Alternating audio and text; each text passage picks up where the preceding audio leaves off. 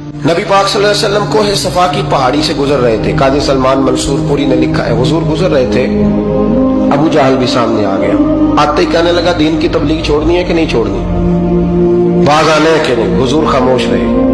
फिर उसने कहा, आप बदल सकते हैं कि नहीं। हुजूर खामोश रहे। 6 बार कहा, 4 बार कहा, फिर माज़अल्लाह सुम्मा माज़अल्लाह।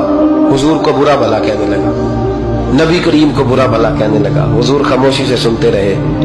ये जो जवाब बंदा नहीं ना देता, ये भी बहुत बड़ी सजा होती है।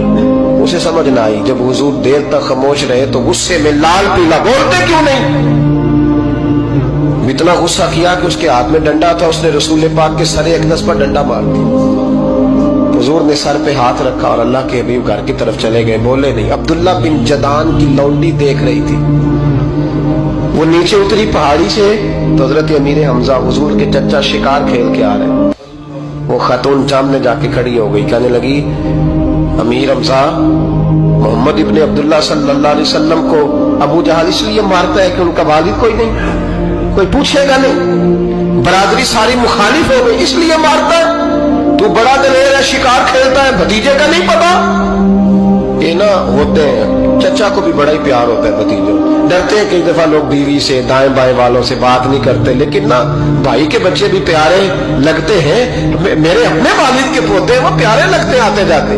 वो जब औलाद के सामने खिलाफ बातें कर लेता है ना, लेकिन उनका दुख भी अपना ही होता है, उनकी तकलीफें भी।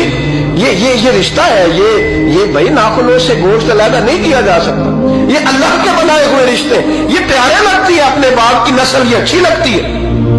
उस दर्द के साथ, ज़ौक़ के साथ हजरत अमीर हमजा ने शिकार वहीं फेंका, डंडा उठाया और इस जज्बे से उठाया कि दरख्त पे हाथ डाला, यूं करके डंडा तोड़ा।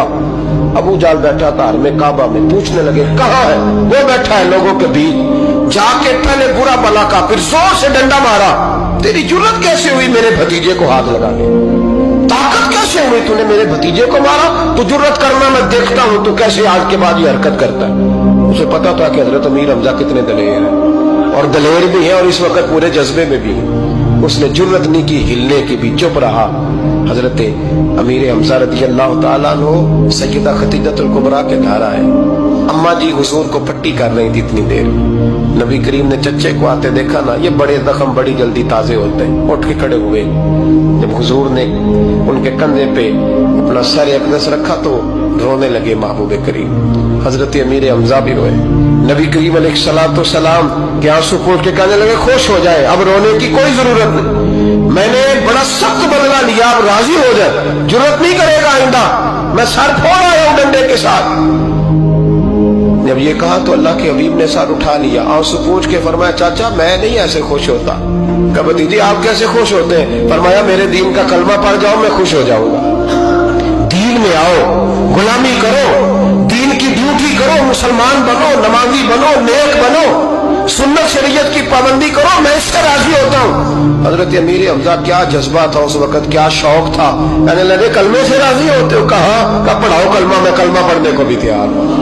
सल्लल्लाहु ताला अलैहि वसल्लम कलमा पढ़ लिया हजरत अमीर हमजा।